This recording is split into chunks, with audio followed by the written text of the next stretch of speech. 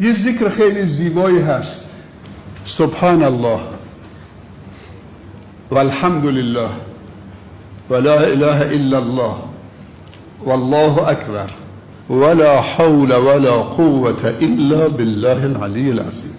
سبحان الله تسبیح خدا، پاک و منزه رب العالمین از هر گونه ظلم، خطا، عیب، نقص. خیلی خداوند این کلمه رو دوست داره، سبحان الله. و کل مخلوقات خدا همه تسبیح میگن، ما با لسان قال، اونا با لسان حال.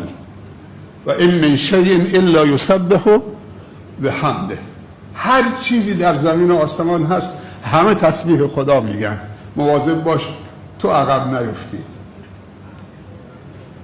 آفتاب که طلوع میکنه داره تسبیح خدا میگه و امر خدا رو به جا میاره. یسبح لله ما فی السماوات و ما فی الارض. سبح لله ما فی السماوات و ما فی الارض.